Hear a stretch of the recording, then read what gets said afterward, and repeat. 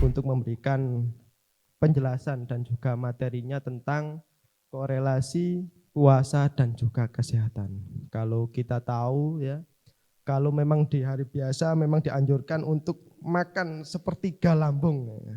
Karena memang di dalam lambung kita ada zat yang memang cukup untuk mencerna sepertiga makan. Nah, apakah dengan puasa ini korelasinya harus makan sekenyang mungkin? Nah, itu nanti kita langsung simak ya, kita dengarkan penjelasan dari Dr. Catur sebagaimana penjelasan yaitu sumutasihu, yaitu puasalah niscaya kamu akan sehat. Oke. Baik, langsung saja biar enggak lama-lama ya, monggo Ustadz langsung disampaikan.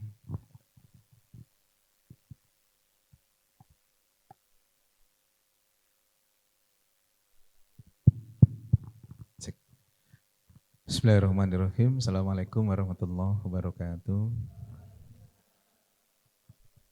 Alhamdulillah, syukurillah, wala haula wala quwata illa billah. Kul kuntum tuhibbunallah fattabi'ukumullah wa yaghfir lakum dzunubakum wallahu ghafurur rahim. Bapak Ibu yang dirahmati Allah, tiada kata yang pantas kita aturkan saat ini kecuali rasa syukur kehadirat Allah Subhanahu wa taala yang telah memberi kita begitu banyak kenikmatan, terutama nikmat iman, Islam, nikmat waktu, niat, semangat, hingga nikmat sehat. Sehingga kita bisa hadir pada Baitul Arqam pagi hari ini, insya Allah dalam keadaan sehat walafiat semua. Ini sehatnya, Pak, Bu, Ustadz, Ustadzah, ya. Yang mau update status silakan diupdate dulu statusnya. Biar nanti konsentrasi setelah update status itu, ya. Monggo yang mau update status. Daripada nanti pas acara masih update status nanti gitu ya. Yang mau update status silakan ya. Bagian dari dakwah juga bahwa di Al-Ikram SD 3 Al-Ikram ini ada kegiatan yang bisa jadi inspirasi untuk SD atau sekolah Muhammadiyah yang lain untuk menjalankan Baitul Arqam ini ya. Jadi Ustadzah saya hormati, kaitan dengan puasa ini sesungguhnya luar biasa efek yang kemudian timbul. Dan itu pintu masuknya adalah terhadap semua hal yang terkait dengan kehebatan puasa baru didapatkan ketika paling tidak ada dua hal yang itu menjadi kunci utamanya. Dua hal yang menjadi kunci utama itu apa? Yang pertama niat kita berpuasa, yang kedua adalah pemahaman kita tentang puasa. Jadi ilmu tentang puasa itu sendiri. Niat itu korelasinya luar biasa. Kalau dalam tataran fikihnya innamal a'malu binniyat itu bahwa segala aktivitas ibadah kita, ibadah madho, ghairu madho itu kalau kemudian niatnya tidak didasarkan lillahi ta'ala, maka kemudian proses yang terjadi endingnya pun itu tanda kutip dalam konteks keimanan kita itu muspro, nggak ada hasilnya. Dalam tataran medis, ketika niat itu lillahi ta'ala, hasilnya itu berbeda dengan ketika niatnya itu selain karena Allah. Saya panjenengan hadir di sini, yang niatnya lillahi ta'ala dan yang tidak atau ada niatan lain selain karena Allah semata, itu performanya berbeda. Nanti saya jelaskan ininya kok bisa seperti itu. Ini memang jumlah ustadznya 1/10 dari ustadzah gitu.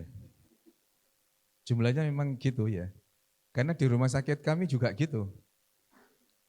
Di rumah sakit Aisyah Siti Fatimah Tulangan itu jumlah karyawannya 184. Yang cowok-cowok itu cuman 27.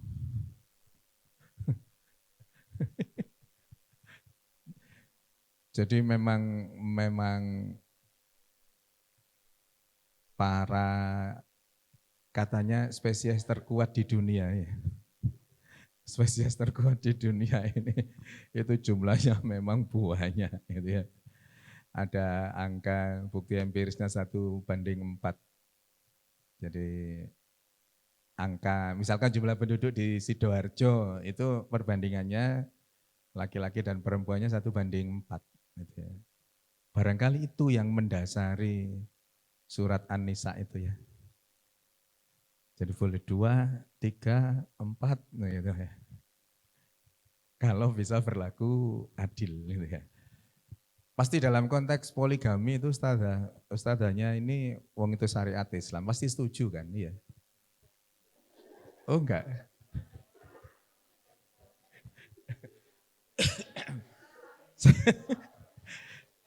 Loh wong itu syariat loh itu.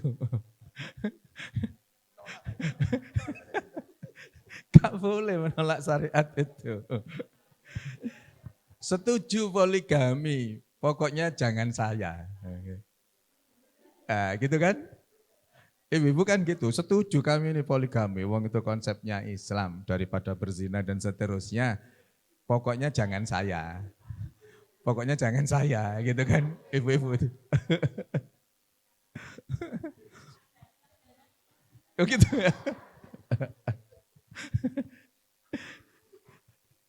Jadi, Bapak Ibu yang dirahmati Allah, niat itu dalam tataran medis ternyata menyebabkan perbedaan hasil. Ketika kita niatnya lillahi ta'ala, tubuh kita itu mensupport dengan sangat luar biasa dan endingnya adalah kita disehatkan oleh Allah. Dengan niat saja itu. Niat tok itu sudah menjadikan tubuh kita sehat. Niat lillahi ta'ala untuk kebaikan-kebaikan yang kita jalankan, itu akan berpengaruh kepada tubuh kita secara signifikan.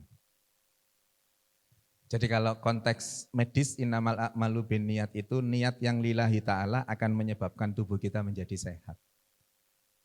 Kajian kita pagi hari ini ya, misalkan. Prosesnya niat itu ditangkap oleh salah satu bagian otak yang namanya hipotalamus. Panjenengan nanti baca-baca. Hipotalamus itu berada di area yang namanya limbic system. Jadi sistem limbus atau limbic system, area limbus itu yang di situnya ada hipotalamus. Hipotalamus itu tepatnya di tengah bagian otak bagian tengah. Hipotalamus itu besarnya 1% saja dari besarnya otak. Otak kita itu beratnya berapa gram? Berapa? Ya benar, gak pernah nimbang. Kan bisa baca, kan bisa browsing. Gitu ya. Otak kita itu beratnya 1,35 kilogram. Jadi 1.350 gram. Pertanyaannya, 1,35 kilogram itu berat enggak? 1,3 kilo jenengan bawa duku 1,3 kilo itu berat enggak? Dan itu ditempatkan di sini. Kira-kira kenapa? Kok bisa? Jadi kan kalau merasa 1,3 kilo itu ditempatkan di otak kita ini, ditempatkan di kepala kita ini, berat enggak? Selama ini jenengan merasa berat enggak dengan 1,3 kilo itu? Padahal otak itu beratnya 1,3 kilo. Tapi kita kan ringan saja toh. Kenapa? Karena Allah membuat otak kita itu mengapung dengan adanya cairan otak itu. Cairan otak itulah yang membuat otak kita mengapung, karena mengapung itulah seperti layaknya berenang itu. Ketika kemudian Allah buatkan cairan otak itu, akhirnya menyebabkan berat otak kita yang 1,35 kilo menjadi hanya 50 gram. Jadi kita ini nyonggo otak kita 50 gram, ya enteng saja. Kecuali tanggal-tanggal masuk 28, 29 gitu itu agak berat memang gitu ya. Bukan karena berat otak, tapi karena masalah yang kemudian muncul. Itu cuman jadi 50. Tuh, coba, Allah itu men-settingkannya kan luar biasa. Otak kita itu kalau dikeluarkan, dari otak kita ini misalkan 1,3 kilo dikeluarkan, ditaruh di meja ini, dalam hitungan sekian detik itu cemet otak kita itu. Langsung datar. Nggak mampu menahan gaya gravitasi bumi. Langsung cemet. Otak itu memang bagian terlemah dari tubuh kita. Tubuh yang lain itu kuat, ginjal itu kuat, paru-paru itu begitu dikeluarkan ya karena rongga kan dia, ya ya ngempis gitu aja. Bentuknya tapi memang seperti itu aslinya, liver itu dikeluarkan ya seperti itu. Tapi otak enggak, bentuknya seperti orang sujud itu begitu sekian detik langsung ceret, mimpes, langsung gepeng, cemet langsung. Karena memang bagian terlemah di tubuh kita itu otak itu. Lalu kemudian apa yang Allah lakukan terkait otak kita itu? Bagian terrentannya, terlemah itu dilindungi oleh tulang tengkorak yang merupakan tulang terkuat di tubuh kita. Jadi yang paling lemah dilindungi sama yang paling kuat. Coba, Rabbana ma khalaqta hadza batila. Enggak ada yang Allah ciptakan itu sia-sia. Belum nanti seluruh tubuh kita ini. Kalau ngomong ujung rambut sampai ujung kaki kita, kenapa hidung kita itu ngadep bawah? Kenapa? Oke, kalau ke atas nanti kena air, kena hujan, kena keringat, ya.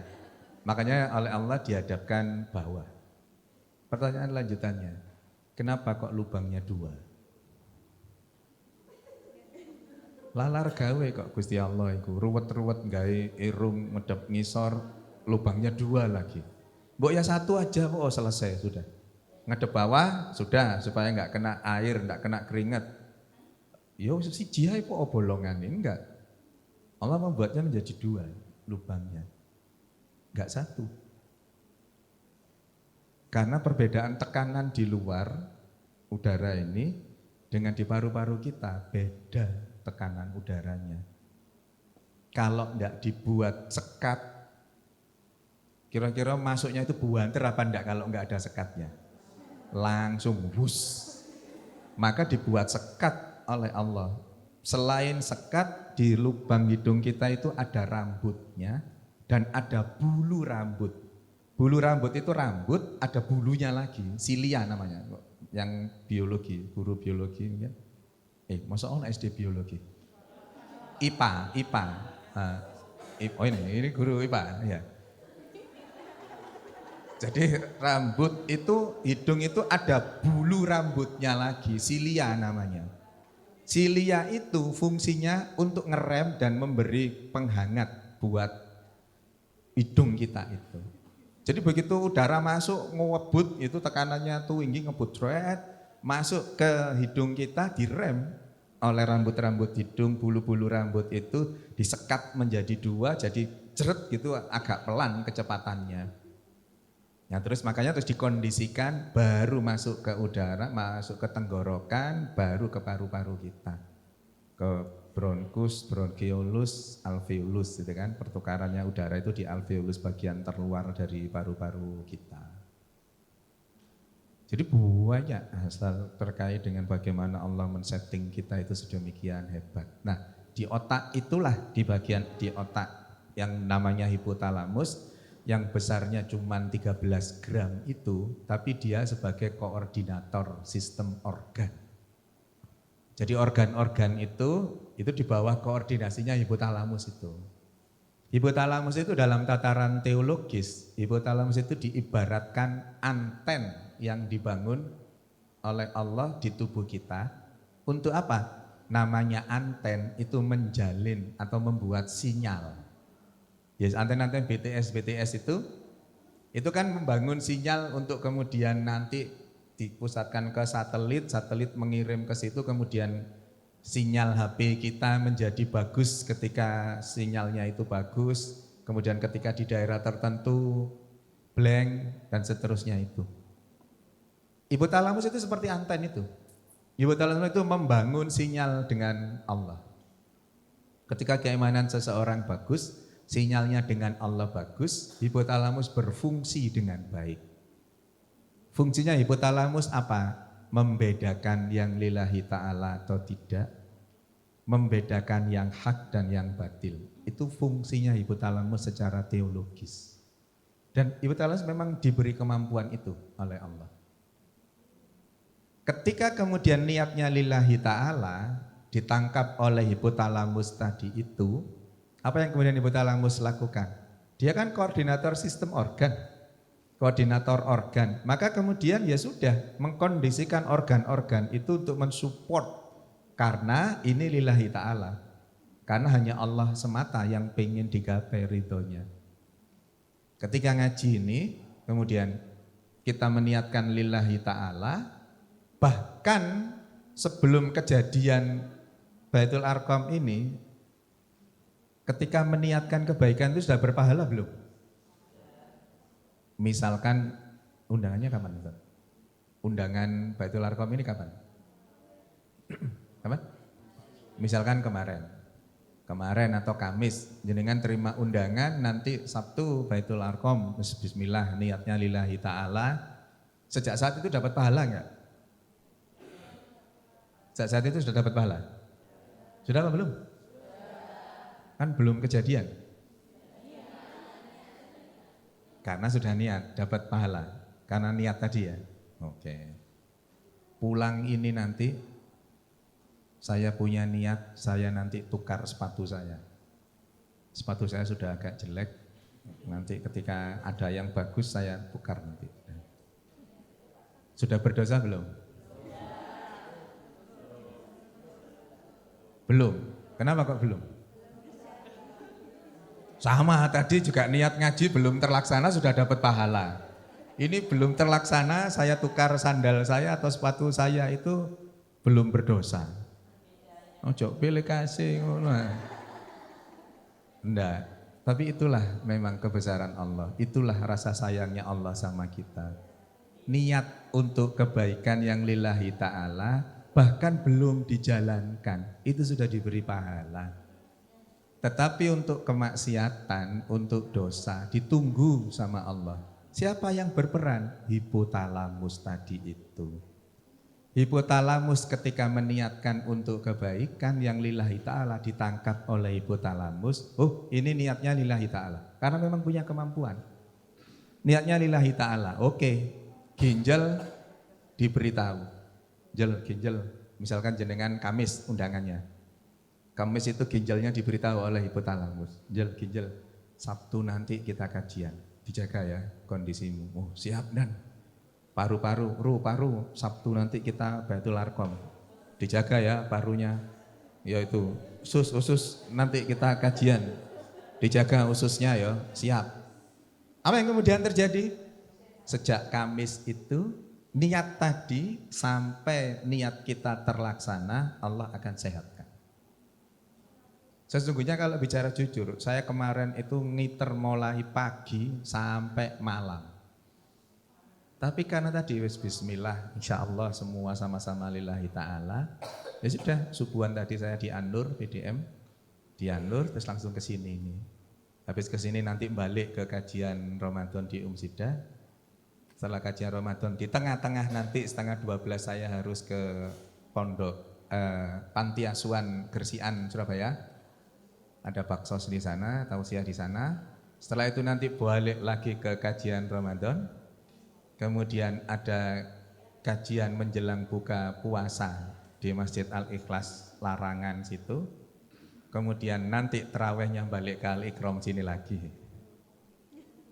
Wis bayang noai wis kesel ya. Ya. Maka menghilangkan keselnya itu tadi hanya ada satu jalan. Bismillah, niatkan ini lillahi ta'ala. Disupport oleh tubuh kita. Jadi ketika kemudian lillahi ta'ala datang ke sini ini jenengan dalam kondisi yang kemudian sehat walafiat. Kenapa? Karena sudah semua lillahi ta'ala itu tadi supporting sistemnya jalan. Maka ketika kemudian kajian seperti yang lillahi ta'ala nyaman saja sudah. dengarkan ya enak, saya ngomong ya enak, ada tenaga ekstra, panjenengan mendengarkan juga ada tenaga ekstra untuk itu, dan itu yang lillahi ta'ala. Kalau ada yang ngantuk berarti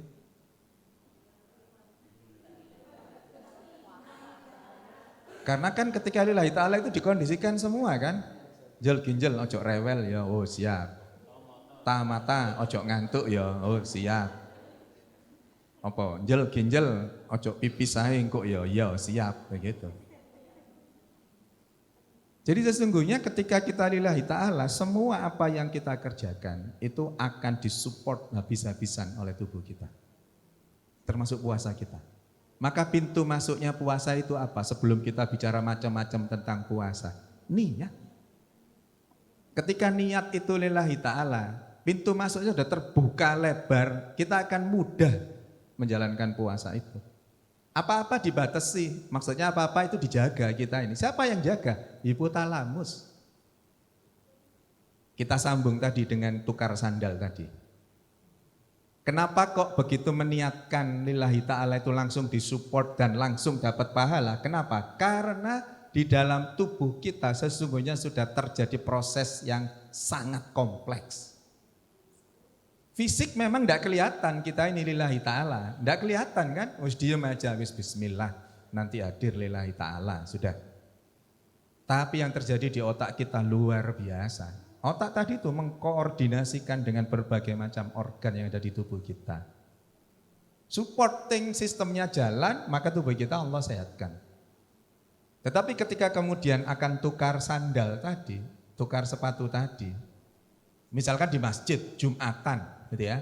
Pagi itu sudah merencanakan. Engko aku budal alikrom lek Jumatan kan ruwami masjidnya. Saya nanti bawa sandal yang jowelek, saya tukar dengan sandal yang bagus karena baru saja mendengarkan seorang ustadz yang menyampaikan materi, buang yang jelek-jelek, ambil yang bagus-bagus. Karena mendengarkan materi itu jadi turu-turu ngantuk-ngantuk, tangi krungu itu tok. Buang yang jelek-jelek, ambil yang bagus-bagus. Oh ya, terus menjalankan hal itu. Budal nggawa sandal elek ke masjid tukar. Dan niat berangkat itu sudah niat. Tadi kan panjenengan sudah katakan belum berdosa, belum. Karena memang belum terlaksana. Kemudian begitu pada saatnya, terus disusun ini, sudah disusun rencananya. Rencananya sudah terstruktur, apa TSM itu apa? Terstruktur, sistematis dan masif, wah gitu ya. Kejahatannya TSM sudah terstruktur, sistematis dan masif, gitu ya. Sudah direncanakan. Nanti saya akan tukar sandal saya itu. Maka berangkat ke masjid, jejerkan sandalnya dengan sandal yang akan diincer. Dijejer, cek, duduk soft paling belakang. Ketika salam langsung pelencing ambil sandalnya. Sudah direncanakan itu, ruwapi perencanaannya sudah.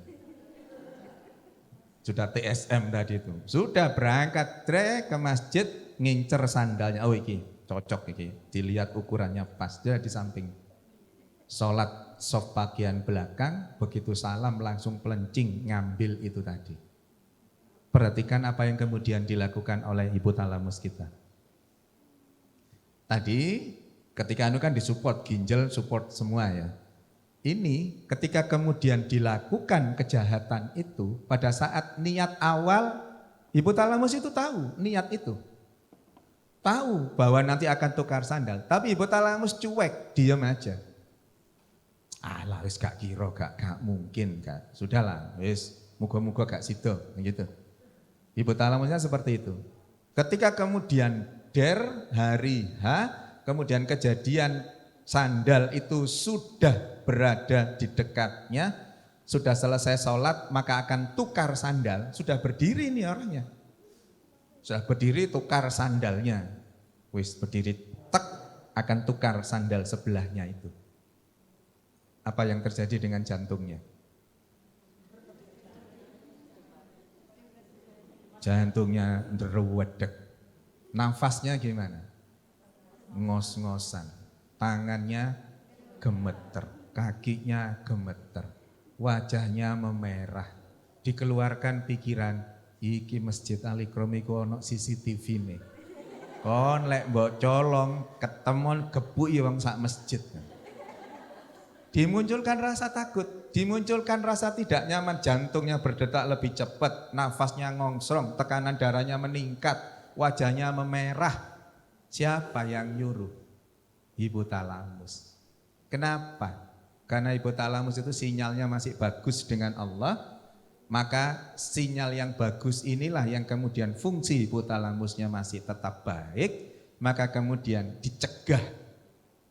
Perbuatan maksiat tadi itu dicegah dengan cara apa? Wong hipotalamus koordinator organ, tung jantung, ayo berdetak lebih cepat. Tensi naik. Ayo perut mules, mules, tangan gemeter, gemeter, semua akan terjadi itu. Itu cara hipotalamus, sesungguhnya cara Allah untuk mencegah kita berbuat maksiat. Maka kemudian itu mekanismenya. Hipotalamus memerintahkan berbagai macam organ untuk memunculkan ketidaknyamanan. Maka apa yang kemudian terjadi? Ketika akan bermaksiat, dalam konteks ini contohnya tukar sandal itu, bingungnya ndak karu-karuan. Dredeg, neratap, gemeter semua. Sampai kemudian diputuskan, wis gak usah ya, gak situ. Wis gak usah, wis sandal elek-elek ngene ngrejekeni iki sudah wis ndak tukar. Begitu kemudian memutuskan untuk tidak melakukan kemaksiatan itu, kira-kira masih ndredeg enggak? Ndredegnya berangsur-angsur hilang, ngongsrongnya hilang, wajah merahnya hilang, gemeternya hilang. Andai panjenengan tahu apa yang terjadi di dalam tubuh kita, yang namanya hipotalamus itu tos sama jantung, sukses sama ginjal, sukses.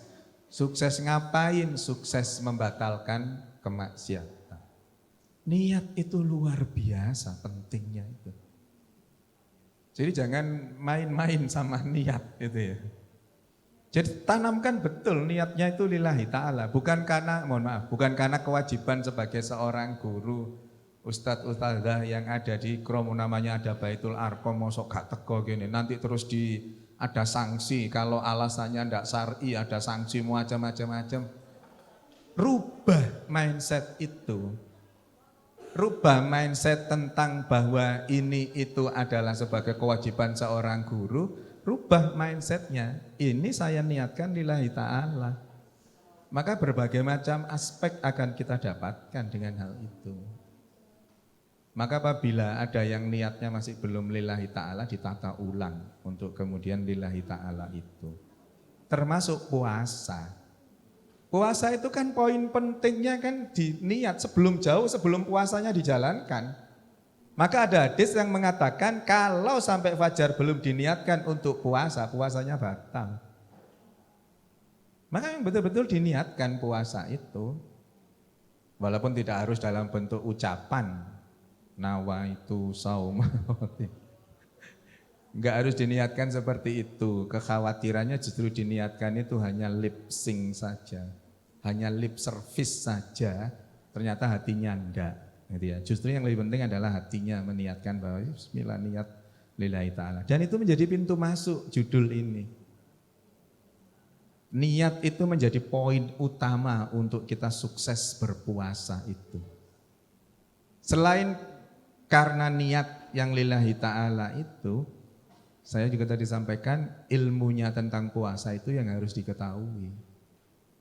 Ilmu tentang puasa itu apa? Di surat Al-Baqarah 183 itu kewajiban kita untuk berpuasa itu ya. Ya ayyuhalladzina amanu kutiba alaikumussyam kama kutiba alal ladzina min qablikum la'allakum tattaqun. Ayat itu kalau dalam konteks medis, dalam konteks kesehatan itu menimbulkan pertanyaan yang sangat besar. Diwajibkan bagi orang beriman diwajibkan berpuasa seperti sebelum umat terdahulu untuk menjadi orang yang bertakwa. Terus puasanya ini kapan? Puasanya itu yang seperti apa? Maka kemudian Allah menjawabnya di ayat 184-nya. Ayyama ma'dudat. ada hari-hari tertentunya. Kapan hari tertentunya itu? Di 185-nya. Syahrul Ramadanal ladzi dan seterusnya itu. Diwajibkan ada hari-hari tertentunya dan itu di bulan Ramadan. Bulan Ramadan itu dalam 1 tahun ada berapa bulan? Dalam 1 tahun bulan Ramadannya ada berapa? 1. Pertanyaannya adalah, kenapa puasa itu hanya 1 bulan? Atau kenapa puasa itu kok 1 bulan, kok enggak setengah bulan, kok enggak 2 bulan, kok enggak 3 bulan dalam 1 tahun itu? Itu pertanyaan besar untuk dunia kedokteran. Di dunia medis, dunia kesehatan itu pertanyaannya besar tuh. Loh, kenapa kok puasanya cuma 1 bulan? Atau kenapa kok puasanya harus 1 bulan? Gak cukup 2 pekan saja puasa yang beriringan secara langsung itu. Maka kenapa kok puasanya harus 1 bulan? Maka kemudian dilakukanlah berbagai macam penelitian terkait dengan hal itu. Korelasinya apa? Ternyata korelasinya dengan sel. Sel di tubuh kita. Bagian terkecil tubuh kita itu apa, Ustaz? Namanya Ustaz? Yang ngajar matematika pasti tahu. Atau yang ngajar bahasa Indonesia tahu. Maksudnya yang ngajar biologi atau IPA. Bagian terkecil tubuh kita itu namanya sel. Sel itu kalau berkelompok yang sejenis membentuk jaringan. Beberapa jaringan membentuk 1 organ. Beberapa organ membentuk sistem organ. Berbagai macam sistem organ jadilah tubuh kita.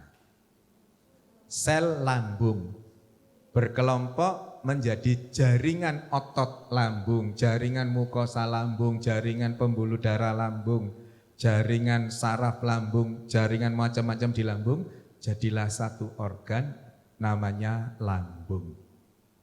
Lambung naik ke atas esofagus, trachea, mulut, gigi, lidah, turun duodenum, usus halus, usus besar, rektum, anus, jadilah sistem organ pencernaan. Sistem organ pencernaan kumpul dengan sistem organ pernafasan, kumpul dengan sistem organ perdarahan, perpipisan, persarafan, macam-macam, jadilah tubuh kita. Maka yang ingin kami sampaikan karena ini kaitannya dengan hal itu, penyakit apapun yang diderita oleh manusia, itu yang sakit adalah selnya. Diabetes, orang dengan kencing manis, itu yang sakit adalah sel apanya? Organnya apa namanya? Pankreas. Sehingga guru biologi dok. Organ, antum guru biologi, guru olahraga. Jadi organ apapun itu yang sakit itu adalah selnya. Penyakit apapun yang sakit adalah selnya. Orang diabetes, ini yang salah di masyarakat. Termasuk guru-guru dan karyawan Ikram ini. Orang diabetes itu gara-gara apa? Ya, pasti itu jawabannya. Orang diabetes itu gara-gara kebanyakan gula, gitu kan, itu yang berkembang di masyarakat. Ikulah gara-gara salah menerjemahkan nama penyakitnya. Karena tingginya kadar glukosa di dalam tubuh kita, di dalam darah, aliran darah kita, itu glukosanya itu tinggi. Glukosa itu diterjemahkan dalam bahasa Indonesia menjadi gula. Padahal ada glukosa, glikogen, glukagon, itu ya, banyak. Tapi glukosa itu diterjemahkan dalam bahasa Indonesia gula. Maka karena penyakitnya itu tinggi kadar glukosanya di dalam darah, maka nama penyakitnya kencing manis. Padahal pipisnya orang diabetes itu tetap pesing. Gak ada manis-manisnya. Apalagi kemudian muncul mitos pipisnya orang diabetes itu nanti dikerubutin semut, tambah salah gladra kabeh. Karena menerjemahkan glukosa itu dengan gula, maka kemudian muncul mindset di masyarakat penyakit kencing manis itu karena kebanyakan gula. Bukan. Penyakit kencing manis itu karena ada gangguan fungsi di pankreas. Pankreas itu fungsinya memproduksi insulin. Insulin itu fungsinya memecah glukosa. Glukosa itu ada di semua makanan yang kita konsumsi. Bukan hanya makanan yang manis-manis saja. Kemudian karena seperti itu orang-orang yang diabetes kencing manis pokoknya menghindari makanan manis seolah-olah selesai dietnya. Saya sudah tidak makan yang manis sama sekali sudah. Kenapa kok masih diabetes?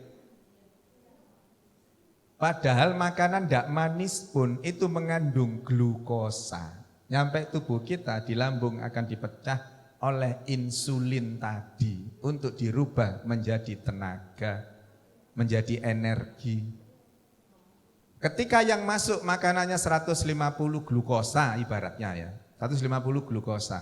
Satu insulin mampu memecah 10 glukosa. 150 masuk, harusnya pankreas memproduksi 15 insulin. Ketika 150 masuk, dipecah oleh 15 insulin yang satu mampu memecah 10, maka 150-nya itu terpecah semua menjadi energi, menjadi tenaga. Kadar glukosa di dalam darahnya normal. Ketika pada satu kondisi 150 yang masuk, pankreasnya tidak mampu memproduksi sesuai kebutuhan yang 15 itu, dia hanya mampu memproduksi 10 ibaratnya, maka yang dipecah cuma 100 glukosanya itu. 50-nya ngendon, masih dalam bentuk glukosa di darah kita. Ketika darahnya diukur gula darahnya, maka darahnya banyak mengandung glukosa. Glukosanya tinggi, nilai ambang normalnya lebih.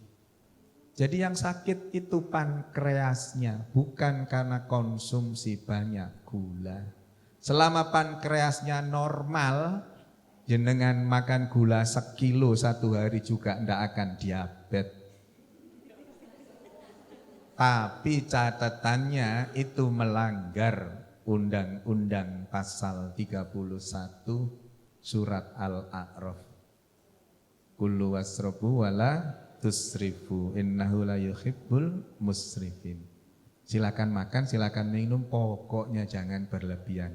Lamangan gula sak kilo sedino itu masuk kategori berlebihan. Tapi tidak menyebabkan diabetes. Tapi apapun yang berlebihan itu pasti jelek buat tubuh kita.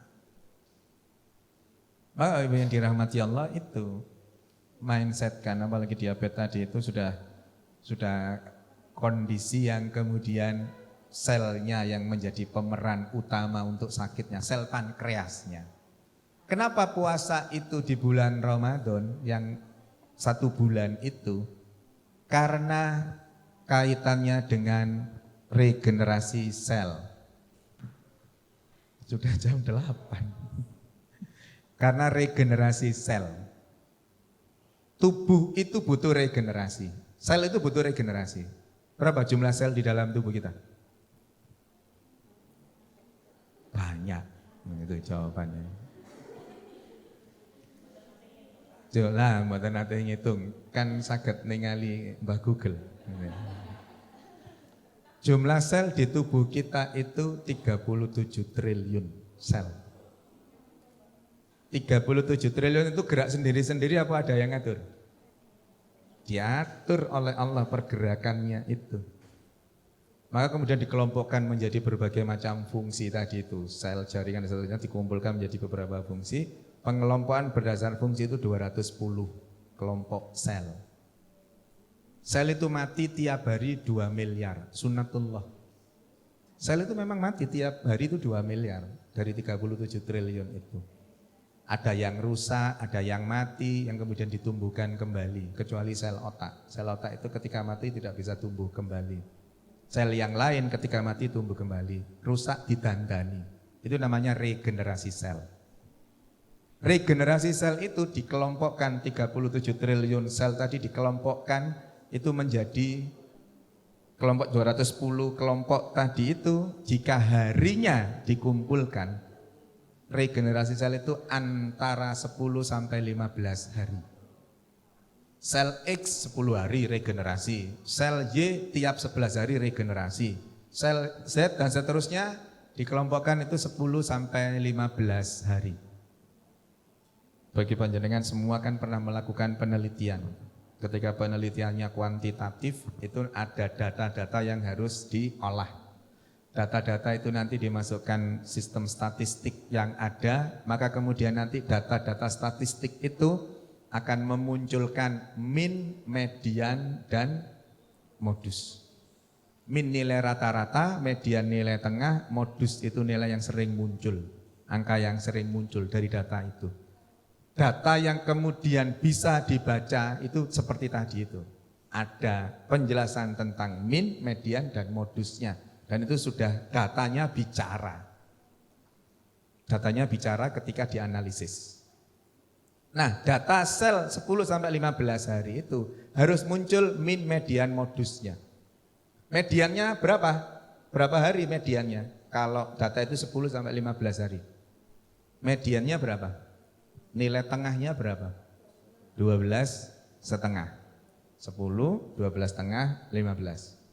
Min dan modusnya dari berbagai macam penelitian itu sama, 12. Jadi bisa diasumsikan sesuai dengan data statistik itu bahwa sel di tubuh kita rata-rata membutuhkan waktu untuk regenerasi setelah 12 sampai 12,5 hari. Kalau kita bisa menjalankan itu, insya Allah kita akan bebas dari penyakit. Artinya gini, tanggal 1 aktivitas sampai tanggal 12, tanggal 13 istirahat total. Tidur, bangun, makan, tidur lagi. Bangun, makan, tidur lagi. Kalau pas yang hari ke-13 itu dijak Baitul Arqam, gak iso saya lagi regenerasi sel. Diajak kemana-mana ndak bisa, saya harus regenerasi sel. Saya harus di rumah full regenerasi sel. Nanti hari ke-14 sampai hari ke-25, 12 hari istirahat lagi tanggal 26-nya, regenerasi sel lagi. Kalau bisa seperti itu sehat kita. Pertanyaannya adalah, bisakah seperti itu? Gak bisa. Karena gak bisa, nah ini yang menarik. Apa yang kemudian Allah lakukan terhadap tubuh kita, yang kita ini tidak bisa melakukan itu. Maka dikumpulkan kan sama Allah. 1 tahun dikumpulkan jadi 1. Maka kemudian 1 tahun berapa hari? 365 hari. Jenengan bagi sekarang yang bawa HP. Nah, kebetulan bawa HP yang ada kalkulatornya. Biasanya dodolan online itu biasanya. Yang ada kalkulatornya. 365 jenengan bagi dengan hari tadi 12,5 hari. Ketemu? 30,4. Yang 12,5 itu 29,2. Yang dibagi 12 30,4. Iya. 29,2 dibulatkan berapa? 29. 30,4 dibulatkan 30. Jadi 1 tahun kehidupan kita itu tubuh butuh regenerasi dalam bentuk puasa itu 29 atau 30 hari. Jadi lagi-lagi seandainya surat Al-Baqarah 183 itu enggak turun, seandainya surat Al-Baqarah 183 itu enggak ada, kita ini butuh puasa untuk regenerasi sel selama 1 tahun itu 29, 30 hari secara berurutan harinya. Dan hebatnya Allah sudah mengatur itu. Al-Quran sudah menjelaskan puasanya itu hari-harinya tertentu di bulan Ramadan. Ramadan itu tanggalnya antara 29 atau 30 hari. Tanda kutip Allah itu mewajibkan itu untuk kita. Artinya kita ini yang butuh sama puasa. Maka rubah mindset wajib puasa, walaupun ayatnya menyebutkan kewajiban, rubah itu menjadi kita ini butuh puasa. Ketika wajib berubah menjadi butuh, semua kajian fikih tentang puasa akan pintu masuknya adalah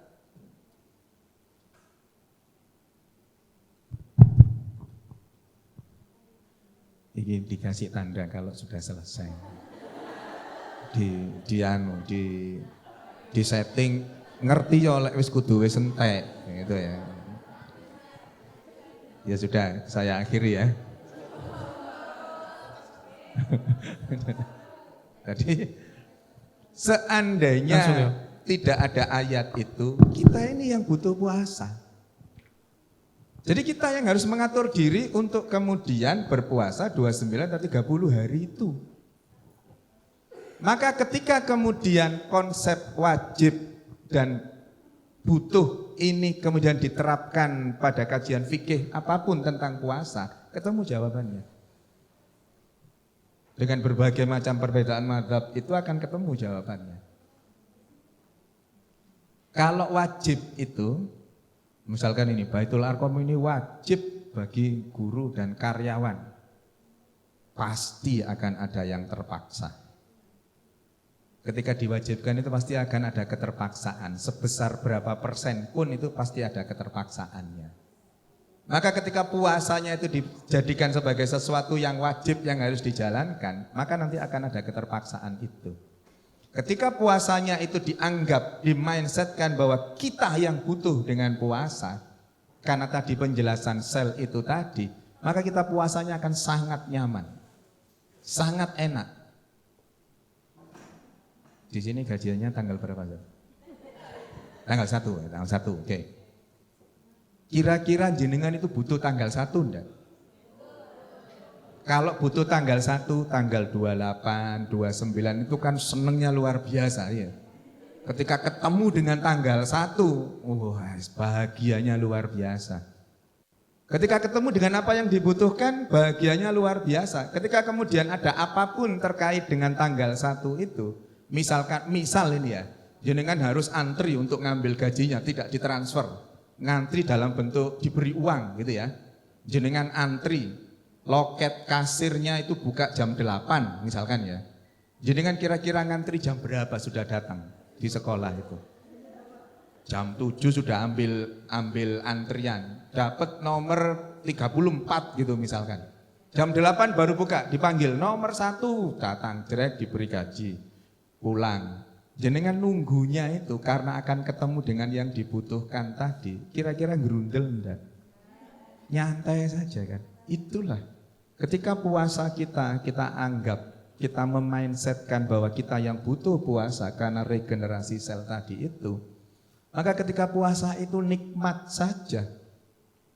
Lapar ya nikmat, haus ya nikmat, menahan diri dari apapun jelek-jelek itu ya nikmat. Melakukan kebaikan-kebaikan ya nikmat. Karena kita yang butuh.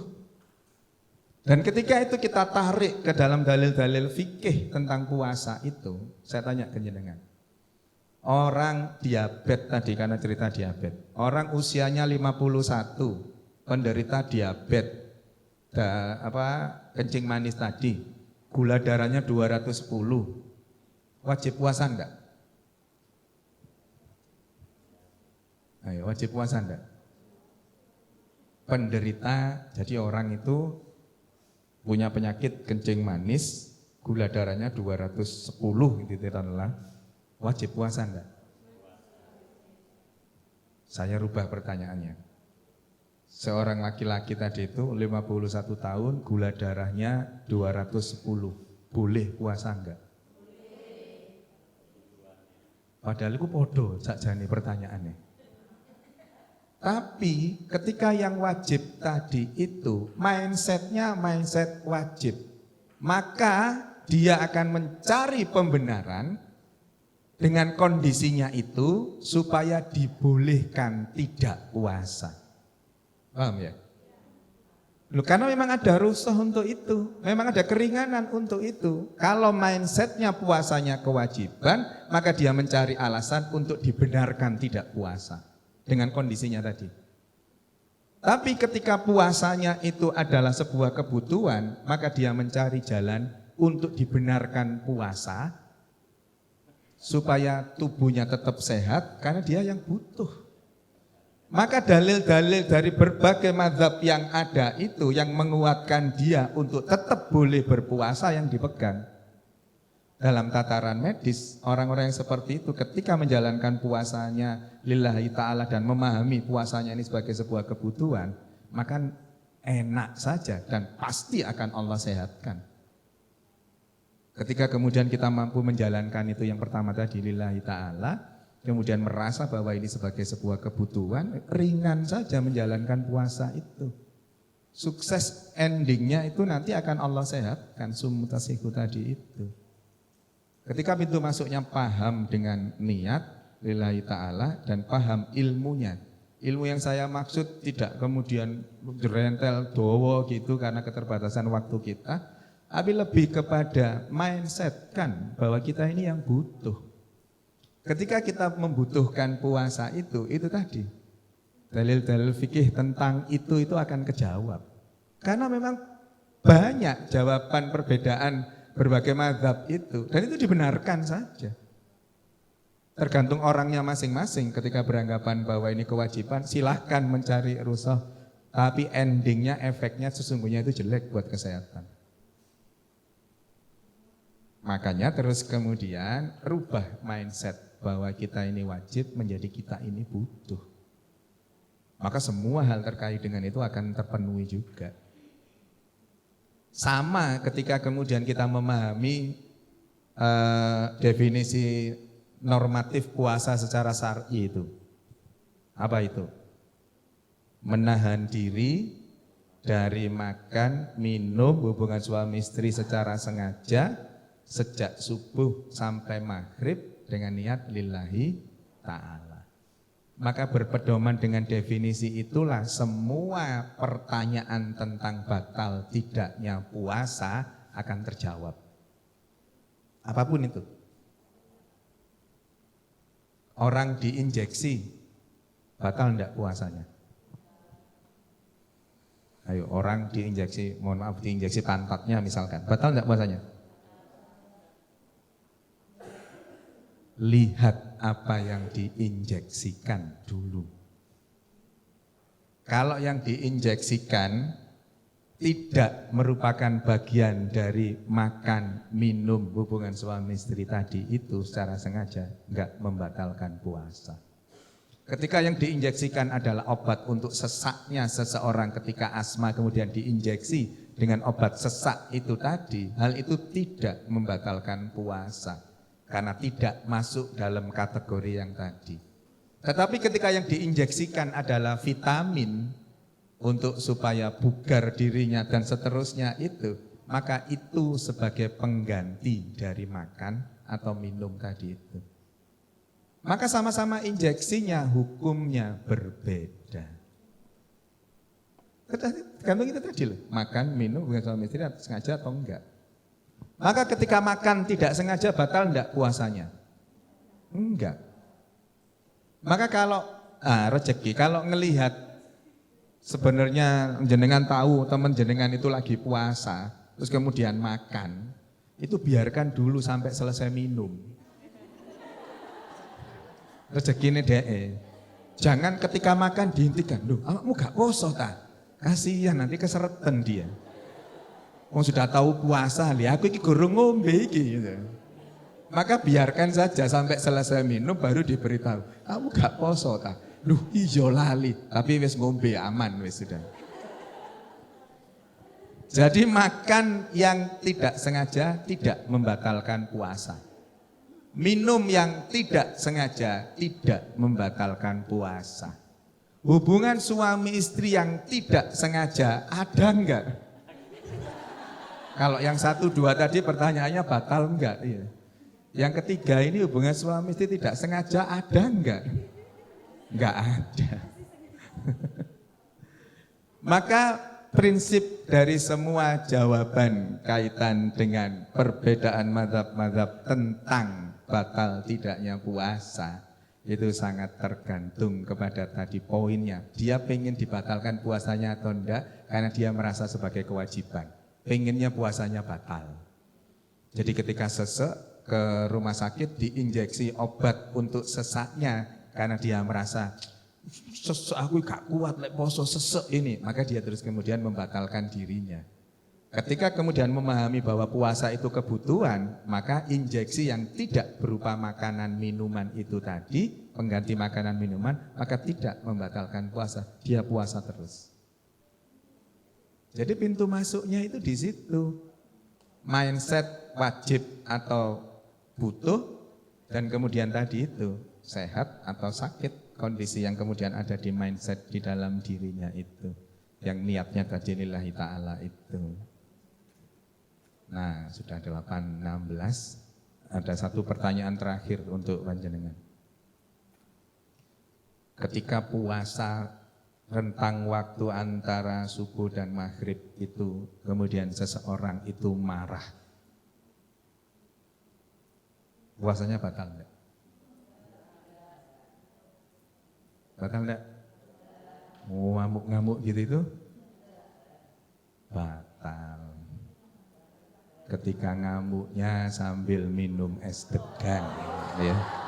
Saya kira itu yang bisa saya sampaikan. Mohon maaf, semoga yang sedikit itu, walaupun itu konteksnya nanti dengan korelasi puasa dan kesehatan itu pendek kata, ujung rambut, ujung kaki, ketika niat kita betul, ketika kemudian kita membutuhkan puasa itu akan didapatkan. Karena tidak ada penelitian satupun yang menyatakan puasa itu tidak menyehatkan. Tidak ada. Semua jurnal, semua penelitian mengatakan puasa itu menyehatkan dengan berbagai mekanismenya. Pintu masuk dari mekanisme itu adalah niat yang lillahi ta'ala dan merasa bahwa puasa ini adalah kebutuhan kita. Saya kira itu yang bisa saya sampaikan. Semoga ada manfaatnya. Mohon maaf kalau ada sesuatu yang kurang berkenan karena saya harus ke Jeddah. Dari saya cukupkan. Nasrun minallah wa fathun qarib. Basirul mu'minin. Wassalamualaikum warahmatullahi wabarakatuh. Waalaikumsalam warahmatullahi wabarakatuh.